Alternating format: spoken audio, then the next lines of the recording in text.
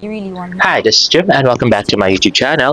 At ito na nga yung aking kilig review sa That Kind of Love, the movie na pinanood ko lang kanina. Grabe. Parang mga ano din kami, 30 katao din niya kami or more. Parang mga 30. Oo, dun sa balcony. Pero parang meron din yata sa baba, hindi ko masyado napansin. So, it was really nice at talagang kinikilig naman yung mga yung mga tao, pati yung mga babae. At saka yung mga lalaki medyo natatawa din sa mga dialogue. So, it was really nicely written. I love the script at saka yung mga words nila at saka yung mga pasaring nila minsan. So, it was really nice.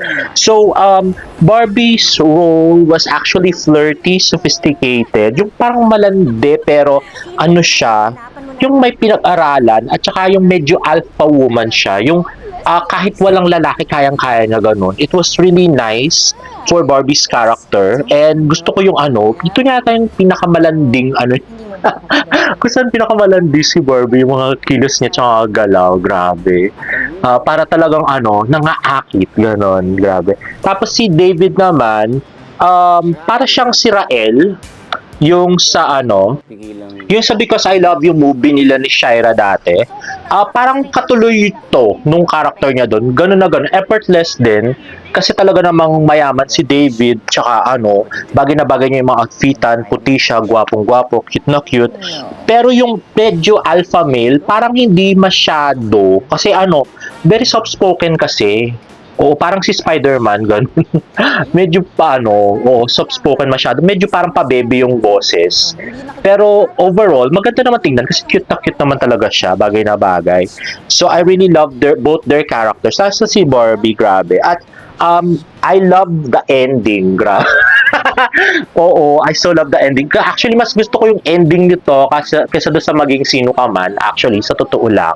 Ang sarap niyang ulit-ulitin mula umpisa. Kasi pag nag-ending na, dahil maganda nga yung ending, gusto mong ulitin na naman sa umpisa, palakiligin ka na naman. Grabe.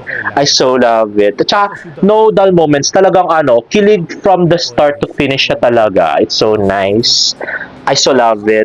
At saka yung yung mga audience, talagang napabungis-ngis sila sa tawa. Yung kilig na na natatawa ng konti. Mga ganon talaga. Grabe. So, I really love it. Lalos na si Barbie yung mga outfitan niya dito, grabe. At saka meron pa siya yung part na nagsukat siya ng damit. That was really nice.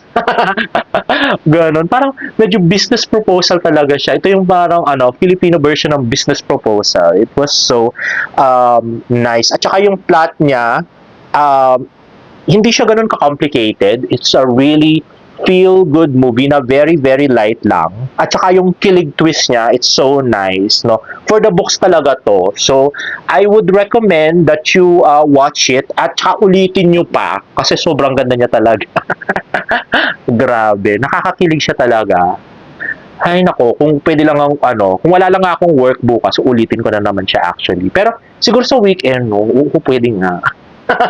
Para hindi ko makalimutan, grabe. Ay nako, at saka pag kung sakali man napunta sa Netflix at saka sa YouTube, papanoorin ko pa rin ulit, syempre. So, ganoon ko kamahal tong pelikulang to. So, for my rating for the movie, I think I will give it, dahil paborito kong Barda, I think I will give it an 8. Oo. Kasi ganun siya kaganda. Para sa akin, no, parang 8 siya, ganun. I so love it. Ay, grabe. Kung pwede lang pumunta ulit sa scene at panoorin siya ulit. Grabe. Now, yung mga unforgettable scenes, of course, yung nakatuwalya si David. Yung abs at saka yung obliques niya, grabe. Ang gandang tignan. Pati yung chest niya, syempre, pump up na pump up. Tapos, yung sa ice cream, maganda yon.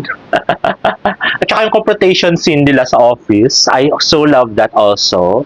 Actually, maraming magandang scene to kasi talagang nakakakilig talaga. So, parang nagpakilig si Barbie, tapos nagpakilig din si David on his side. So, oo, ganun. Actually, kung papakwento nyo lang ng buo sa akin yung pelikula, talagang kukwento ko naman. Gusto ko siya talaga. Ganun ko ka-love tong movie na to. Halos hindi ko natignan yung ano, kumakain ako actually ng chichirya, pero halos hindi ko natignan dahil lang ano, gusto ko nakatutok lang ako doon sa ano, sa sine. Grabe.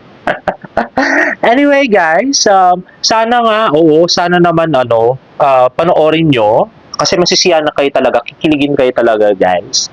At for the books to, I so love it.